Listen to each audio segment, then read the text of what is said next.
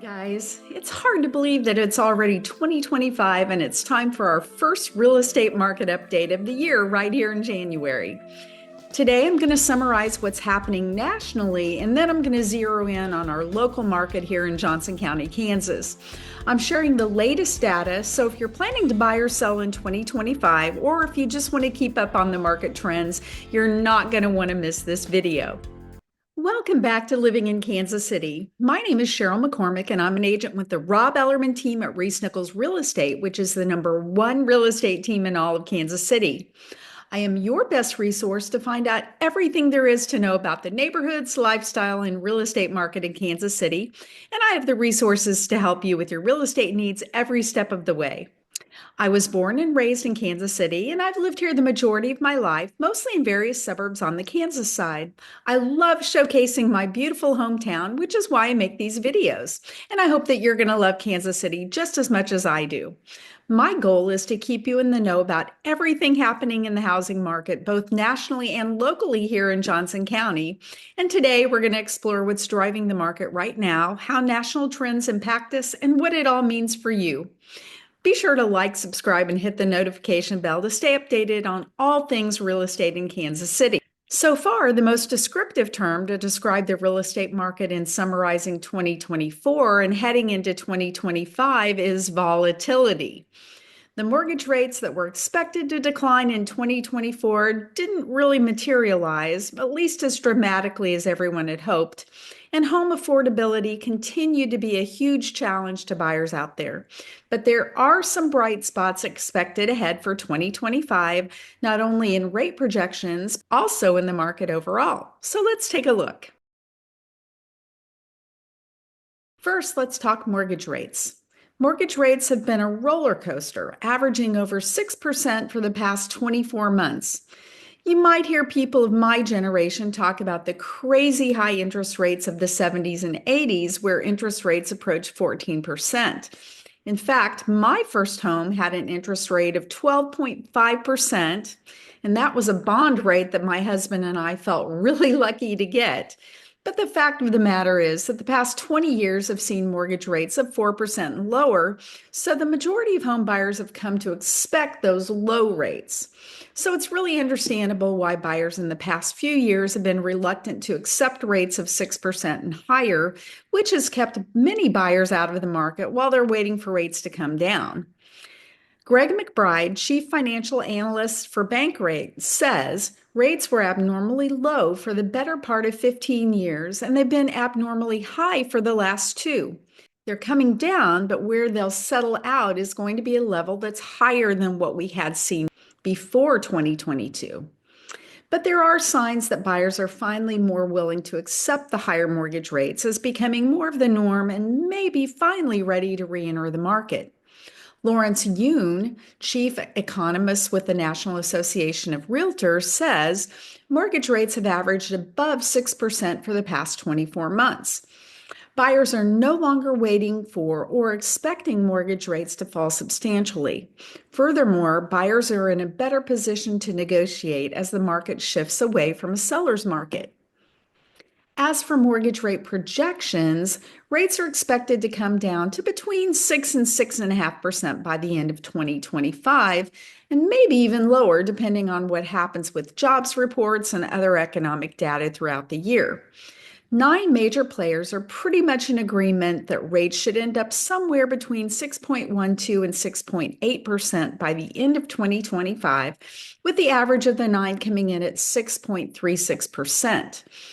Unfortunately, that's not the 5% that many of us were originally hoping for, but at least it's a little relief. But interest rates are only part of the equation when looking at home affordability. The skyrocketing home prices of the past few years have made buying a home very challenging, leading some buyers to stay on the sidelines thinking that prices are going to crash. Well, that hasn't happened yet. No reputable sources expect prices to drop again this year in 2025, but most experts expect prices to regulate and for home appreciation to return to a more normal rate of appreciation. Of the 21 sources cited, only two indicated a decline in home prices, with 19 sources expecting home prices to rise up to 5.5% in 2025. The average of all 21 forecasts shows an average of home price increase of 2.9%, and most experts predict that trend to continue for at least the next 5 years. So let's think about that for a minute. The average sales price of a home in the Kansas City regional area as of December 2024 was $363,000.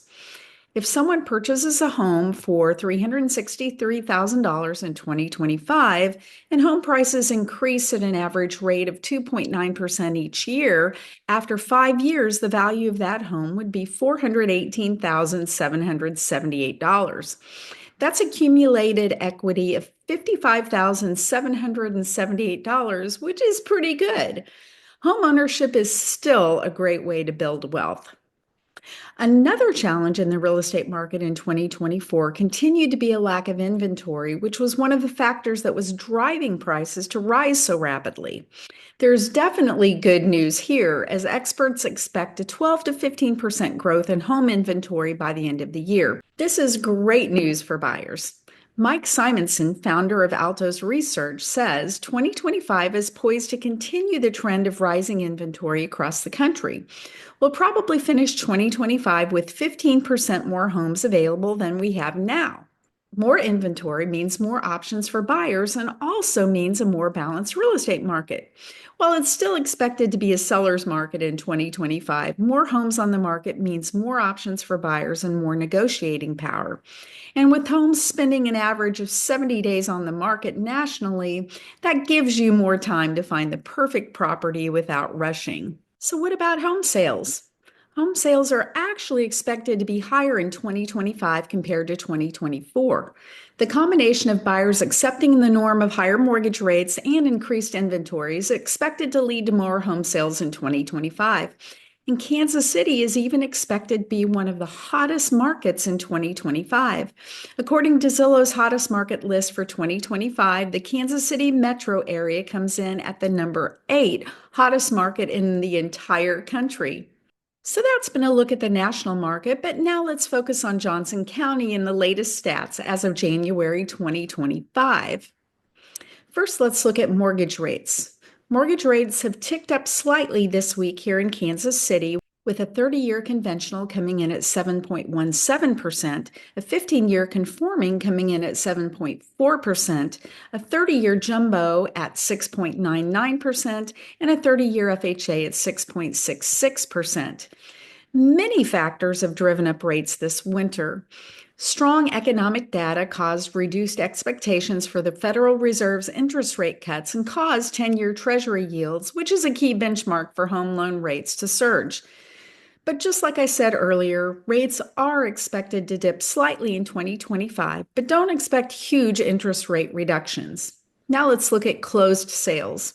Sales jumped 19.6% year over year here in Johnson County, with 678 homes sold compared to 567 last December. Pending sales were down 1.1% over the same time last year, showing basically the expected holiday slowdown. Now let's look at home prices. The average sales price in Johnson County was up 5.2% to $522,582, while the median sales price climbed 5.5% to $443,250. This tells us that while luxury sales may be softening a bit, the mid-market is still thriving and houses are still in demand. Now let's look at days on market. Homes are staying on the market longer, averaging 45 days here in Johnson County, up 12.5% from last year. For buyers, this means more time to make decisions, which should bring a little relief. Next, let's talk about supply. Here in Johnson County, inventory levels decreased 6.2% with a current supply of 1.7 months. This indicates that inventory continues to be a challenge here in Johnson County, and it remains a pretty strong seller's market here.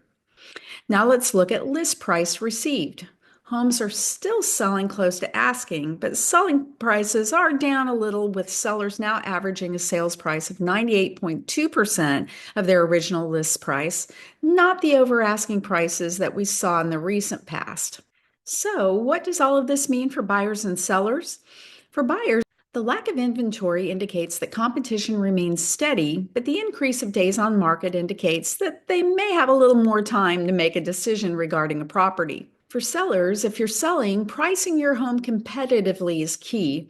Buyers are still active, but they're being more selective. Homes in good condition and priced right are still moving quickly, even in this slower season. So, what's your next move? Whether you're looking to buy, sell, or just explore your options, now's the time to act strategically. The market is stabilizing, but every opportunity is unique, and I'd love to help you navigate it. If you're curious about your home's value, or if you want to talk strategy for buying or selling, reach out to me. I would love to help. If you're thinking about making a move to the Kansas City area or within the Kansas City area, I would be happy to help you find your perfect home in your perfect neighborhood at your perfect price point. And if you're a seller, I would love to help you maximize your profit and sell for top dollar. So, whether you're planning to move in 9 days or 90 days, feel free to give me a call, shoot me a text, send me an email, or schedule a Zoom call. All of my information is in the description so that I can help you make your move to Kansas City or within the Kansas City area a smooth and easy one. And if you enjoyed this video, don't forget to hit that like button and subscribe to my channel for more facts about places you might call home and for exclusive community tours and real estate insights about communities in Kansas City suburbs, including Overland Park, Lenexa, Spring Hill, Prairie Village, Leawood, Olathe, DeSoto, Lewisburg, and Shawnee. And please leave a comment, as your comments help me create content that is useful to you. I promise I read every comment, and I like to tailor my content to what you'd like to see. If you enjoyed this video, I'm sure you're going to love my next one. So until next time, this is Cheryl McCormick from Living in Kansas City signing off. Take care, guys, and I'll see you on my next video.